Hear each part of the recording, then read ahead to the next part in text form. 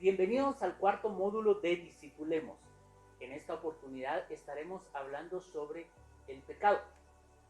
El término técnico que se utiliza al estudiar el pecado es amartiología y viene derivado del griego amartia, que significa pecado.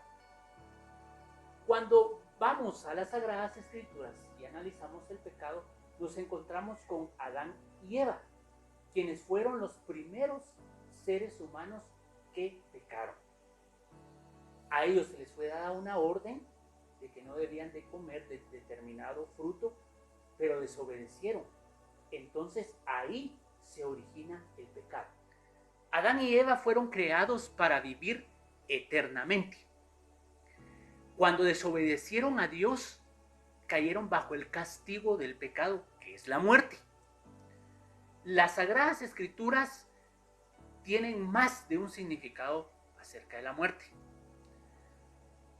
Uno de ellos es que cuando Adán y Eva cometieron este pecado estuvieron sujetos a la muerte física. Es decir, que desde ahí el ser humano ya tenía que morir. Después de que cometieron el pecado, Dios les dijo, pues polvo eres y al polvo regresarás. Otro aspecto es que Adán y Eva murieron moralmente. Al desobedecer a Dios, al tener esa intimidad con Dios, pues ellos cayeron a esta naturaleza pecaminosa y entonces moralmente se sentían ya mal. También ellos murieron espiritualmente. Esa relación íntima que tenían con Dios se arruinó. Ellos ya no podían pasearse con esa libertad en el huerto del Edén. Es más, leemos las escrituras que nos dicen que ellos tuvieron miedo, tuvieron vergüenza, se escondieron de esa presencia.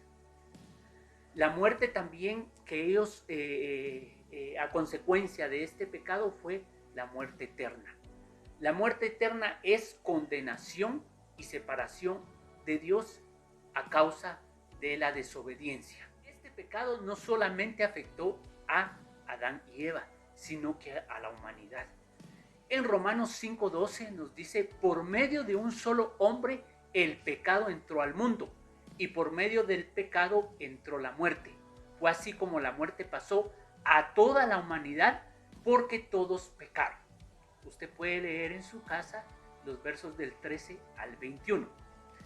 También Primera de Juan 3:4 nos dice que el pecado es la infracción a la ley de Dios.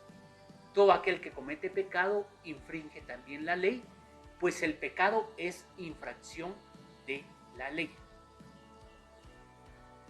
En el Nuevo Testamento, el pecado se relaciona con el sarx, esto es la carne, aunque originalmente se refiere al cuerpo original. Pablo hace la innovación de hacerla equivalente a la naturaleza pecaminosa. En Romanos 7:15 nos dice, porque lo que hago no lo entiendo, pues hago lo que quiero, sino lo que aborrezco, eso hago. Y si lo que no quiero, esto hago, apruebo que la ley es buena, de manera que ya no soy yo quien hace aquello, sino el pecado que mora en mí. Pablo le decía esto a los romanos, que todos por naturaleza somos pecadores. El pecado lucha contra el espíritu.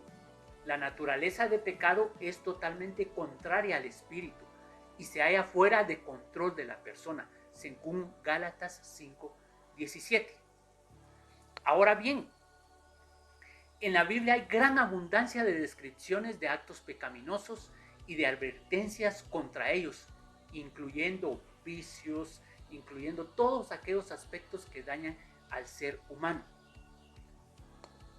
En Romanos 3:23 nos dice, por cuantos todos pecaron y están destituidos de la gloria de Dios, siendo justificados gratuitamente por su gracia, mediante la redención que es en Cristo Jesús, a quien Dios puso como propiciatorio por medio de la fe en su sangre, para manifestar su justicia a causa de haber pasado por alto en su paciencia los pecados pasados.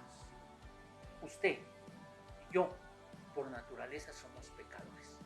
Pero en Jesucristo encontramos perdón. Hay varios relatos en el Nuevo Testamento.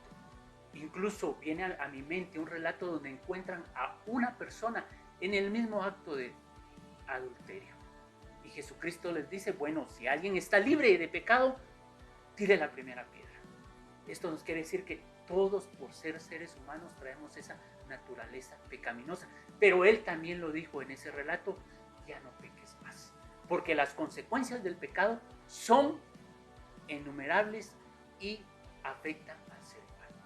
Para terminar, déjame decirte que como Iglesia de Dios, en nuestro credo, en nuestra declaración de fe, en el punto 4, dice, creemos que todos han pecado y han sido destituidos de la gloria de Dios, y que el arrepentimiento es ordenado por Dios para todos y necesarios para el perdón de pecados.